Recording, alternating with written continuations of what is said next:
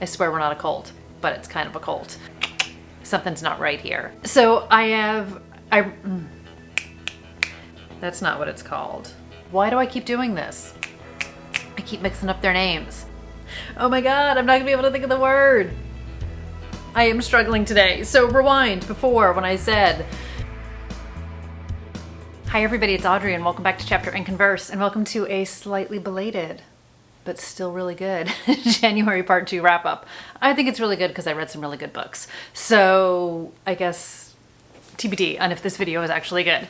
So if you missed part 1, I will link it for you guys. I wound up reading 4 more books since then. I feel like I kind of thought I was gonna read more, but it's totally cool because I read some really good books and we're just gonna dive right into them. So the first book is the only one I still physically have in hand, and this is First Lie Wins by Ashley Elston. So this was a book that was everywhere. This came out in January. So much pre-buzz about it. I 1000%, like my antenna was up. I knew I needed to get it. And I loved this book. So I pre-ordered it. I read it like as soon as it came and I just devoured it and thought it was fantastic. So this is kind of a con woman, a little bit of cat and mouse.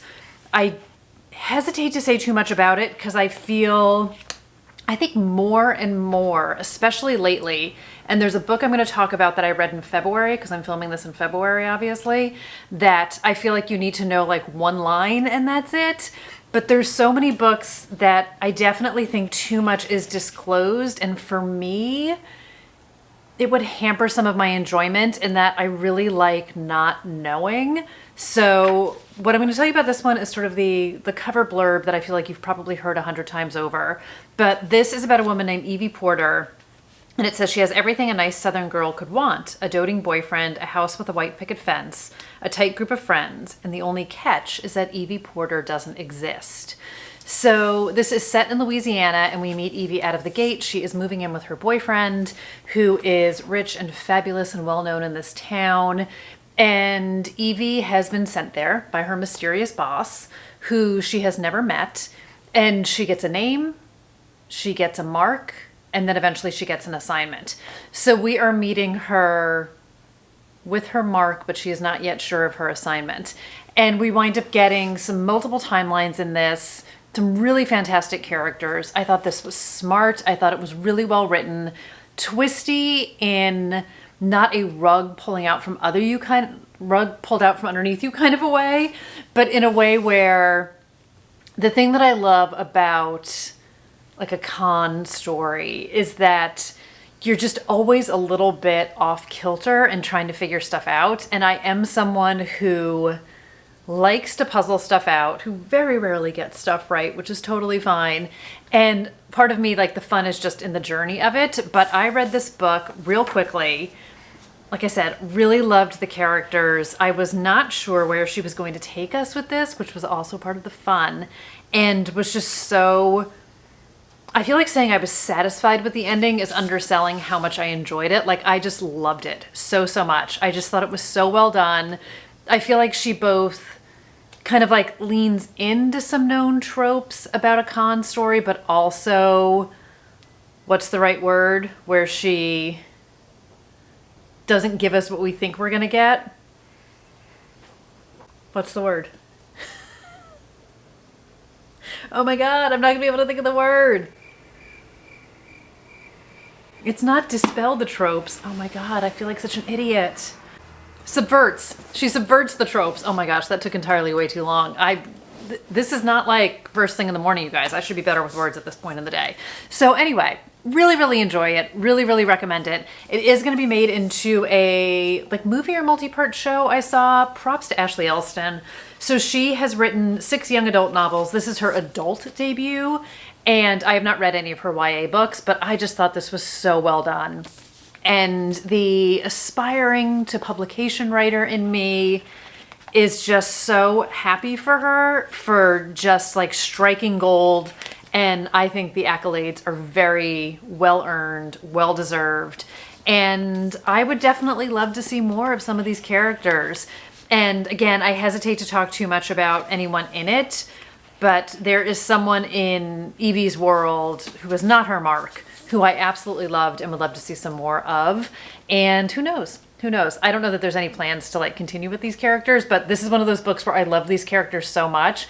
I'm not done with them yet, even though we are certainly, again, led to a really good conclusion in this book. I think this book ends on like the perfect note, but it left me, again, like both wholly satisfied, but also wanting more. So love, love, love. Highly recommend it if you haven't already picked it up. I thought it was fantastic. The pops are back. So I read 2 books that were, one was an ARC at the time, one is still an ARC, it's coming out in March, and an Agatha Christie classic, which I have since passed on to my dad. So I don't have any other physical books, so we're gonna pop up pictures and talk about them that way. But I have really tried to make a concerted effort to be better about reading my ARCs before publication. I had a flurry of them in January and February, which is fantastic, but I also have been leaning into a lot of 2024 books, which again is not a bad thing. So anyway, let's just get into it. I'm super grateful to get the ARCs, and you know, it's all pretty freaking cool. So the first one I have, hold please. Okay, the first book I have is The Expectant Detectives, and this is by Kat Ailes, and it was read by Kitty Kelly. Lots of K's there. So this came out the beginning of January. You guys can get your hands on this. I had the audiobook arc of this one. So when I had read the description of it, it sounded a bit, I would say like Finley Donovan-ish to me, so it totally appealed to me, but it's set in the UK, so not totally Finley, but that was sort of the vibe I was getting off of the description of it, so I immediately accepted it and I was super excited about it. So just quick side note, this did come out in the UK before it came out here, so this was like new to the US, but anyway, again, neither here nor there, here we go. So in this book, we are following Alice, and she is very pregnant, hence Expectant Detectives, and her partner Joe have left London and moved to this rural town, small town, have decided to leave London, find something more affordable, place to raise their child, and they have their dog Helen in tow. So Helen, who you see here on the cover, does play a part in the book, and she's quite funny as a character, as I expected she would be because she's on the cover. So sort of immediately out of the gate, we're getting a little bit of a fish out of water feel for them because they are used to living in the city. So they are getting accustomed to this new town that is definitely very like organic, food from the earth, definitely a lot of kind of kumbaya feelings from some people, and it's a big shift for them. So we meet them as they are getting into this prenatal class, and in the prenatal class, things get like kind of crazy because you've got a bunch of ladies who are on the brink of having a baby, and simultaneously within the same building, the night of that first prenatal class, somebody winds up getting murdered. So Alice kind of instantly makes friends with some of the other moms-to-be and new moms in the community, and a lot of them are kind of like already on their mat leave and have some time to kill, so they decide to investigate this murder. So as you can imagine, there's definitely some hijinks, there's some very funny humor to this. There's a lot of really, I mean, I have not been pregnant, I do not have children, but I found like so much humor in the expectant mom humor and just sort of the, at times, very descriptive but kind of no holds barred about what all is going on with these ladies, and finding Alice and her friends just so great as they try to kind of sneak through this community and find out what's going on, and she's trying to learn all the players, and a friend of hers from London comes down and is sort of completely, you know, like the best sidekick and like, what are you all into and what is going on here? So it's definitely delightful fun. Kind of in an Agatha Christie mode, everybody's a suspect, lots of people to choose from, lots of past and present secrets, because it is a small town, lots of connections between everyone, but I found it just really, really fun. So I would say like that very kind of dry humor to it, a lot of great wit to it, and then we're also getting kind of an element of not even like insecurities, but like preparing for having a child and how their life is going to change and her relationship with Joe. And it's just really, really fun. So I thoroughly enjoyed this one. So again, different from Finley Donovan, but sort of similar in the vein of hijinks and friends and amateur detectives and just sort of getting themselves in and out of trouble many times over. So highly recommend it, really enjoyed it. and am super grateful to have gotten a copy of it. So thank you very much, Macmillan Audio. This one was great. Next up, I have The Man in the Brown Suit by Agatha Christie. So if you watched part 1 or have checked out my Instagram, plug, love to have you. I am doing Read with Christie. So this is an Agatha Christie readathon. There is one book per month that they suggest, but you have the option of swapping out books if you want to. So it's kind of like books by the decade. It's all in good fun. So I already read Mysterious Affair in Styles, which was the first book for the official readathon. That was a reread for me, and I thought, well, let me just pick up something else because I am trying to very slowly. So if you saw my read to zero, I feel like I mentioned her in that, but I'm not like trying to read her to zero this year, but I'm trying to make a much more concerted effort to read her books. And I wanted to pick up another book from the 20s. This was built. This was published in 1924. So this is the 4th book that she wrote. And I will full disclosure tell you, I have a bit of a bias of enjoying this book before I even read it, because there was a movie in the 80s with Stephanie Zimbalist, who was Laura Holt on Remington Steele, and she played the lead character, Anne Bedingfield, and I thoroughly enjoyed that movie. So it was a made-for-TV movie when Peter Ustinov was doing them. You are hard-pressed to find it. I think you can find it on YouTube, which I haven't watched it yet, but I'm not above watching a grainy old version of it on YouTube just for sport. So anyway, I have like a bias of enjoying this before I've even read it. And I really did enjoy this book. So I understand the criticism of what is wrong with this book, what is subjective, but wrong with some of Agatha Christie's books written at a certain time. It doesn't necessarily forgive certain things. I mean, if you read the legacy of the title of And Then There Were None. So there's definitely some things in here that are a little bit not great in terms of, so they're taking a boat trip to South Africa, and how they talk about the people of South Africa, or rather a lot of times that they don't talk about people or acknowledge them and how they're treated.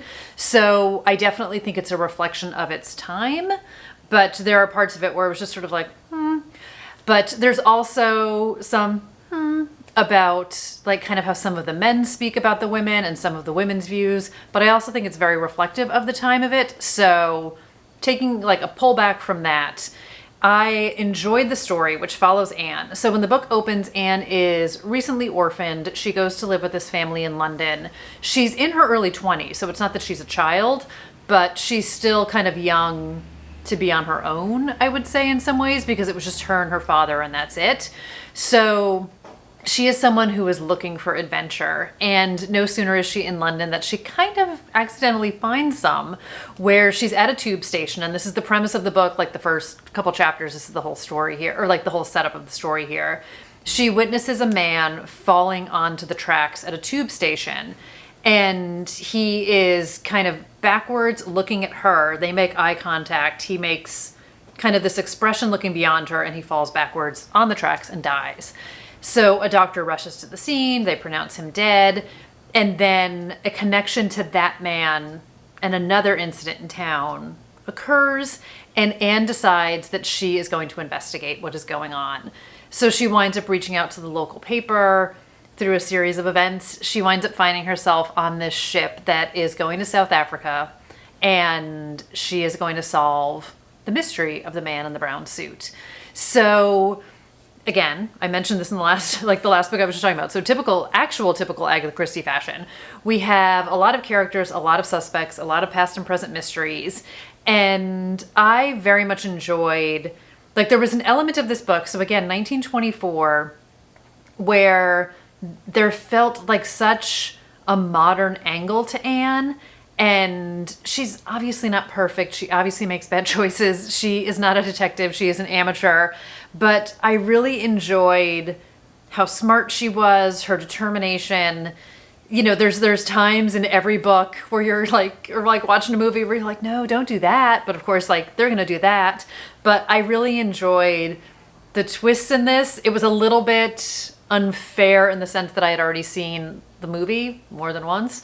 So I knew some of the elements to expect. And I also feel like, I don't know if I'm confusing this with an episode of Murder, She Wrote where she was on a boat. I don't know if I'm confusing the two movies, but I definitely feel like there was a similar boat escapade episode of Murder, She Wrote. I don't know if anybody knows. Let me know.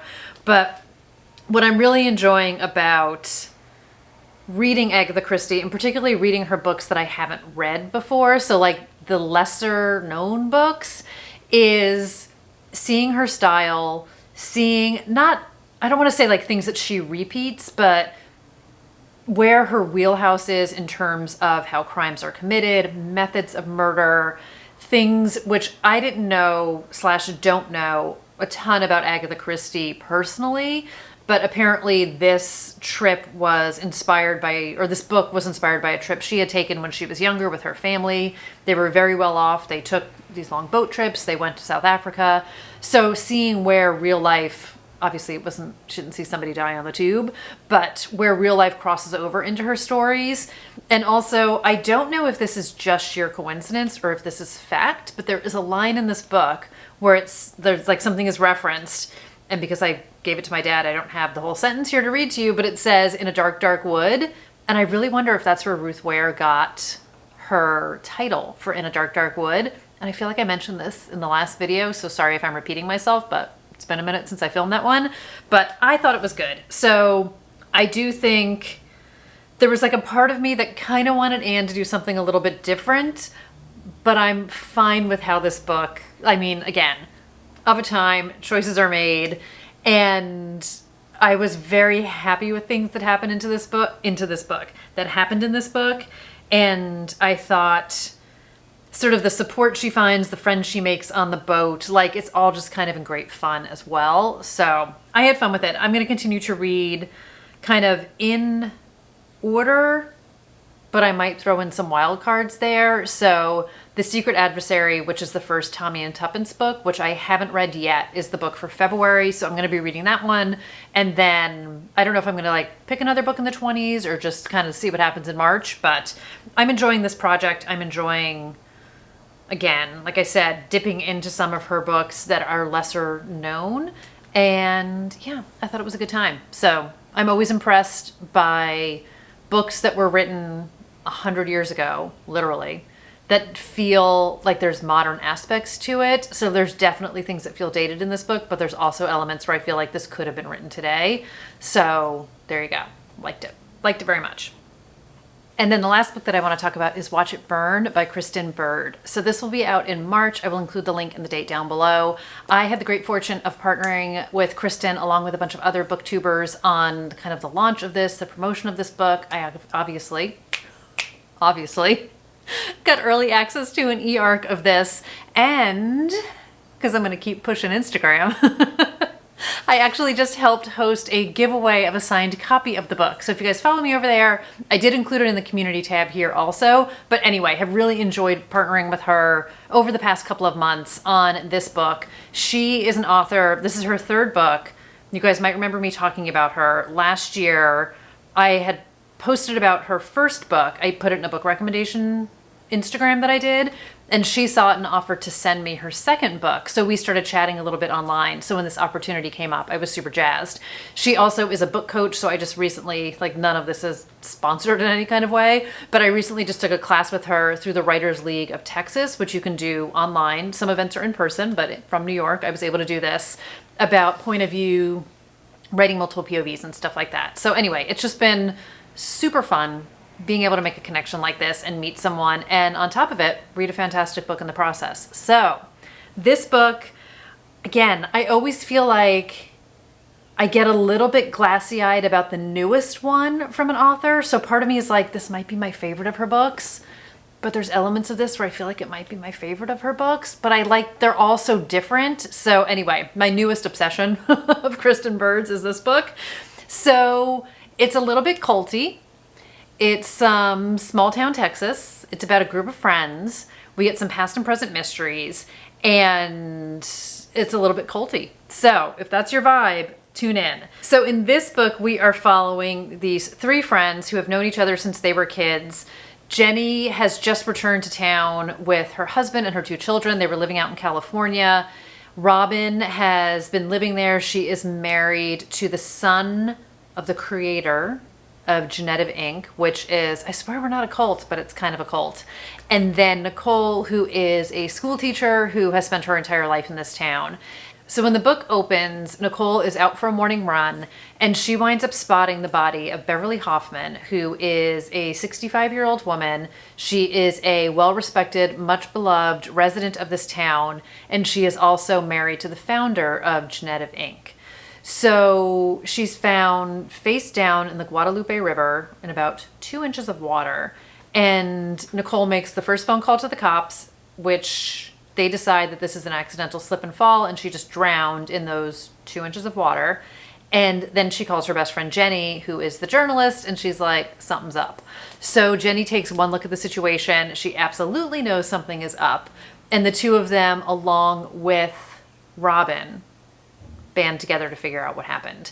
So we wind up seeing sort of the entire evolution of Genevieve, kind of through some past and present timelines. We see how this organization, which is not limited to the small town, it's like one of those professional development self-help movements where celebrities swear by it, all these rich and famous fabulous people, life-changing, never been the same, everyone's piling their money into this thing and they have been transformed. And some people are a little bit skeptical.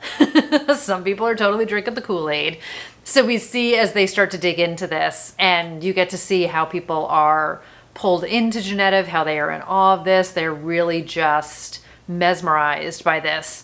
And this company has really just taken over the town and changed it so much. So I very much enjoyed the culty vibes of this. I love me a book that's about strong female friendships. The fierce power of these women banding together to get to answers. We start to see, of course, as the book develops, secrets, stories, things that have happened in the past, how things connect, sort of this overarching tragedy that has struck the town in the past, and how each of these women, for different reasons, are dealing with their own individual struggles and grief and loss and pain. And we have a challenged marriage, like what it's like to be a mom, just like all these different elements woven in. And I had a really fun time with it. And I just love the stopping at nothing, burn it all down, like let's get it done. And I don't want to talk too much about sort of elements of how the story is told, but I really enjoyed the choices Kristen Bird made to unfold this story and to tell it to us. So I had a really great time with this one. I am definitely a fan of her writing.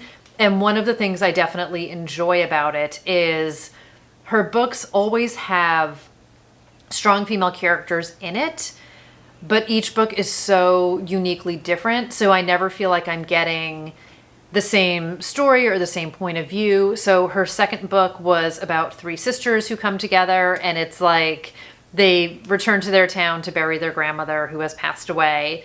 And the tagline is kind of like, before the weekend is out, like Nana won't be the only one in the grave. So we've got them taking care of business.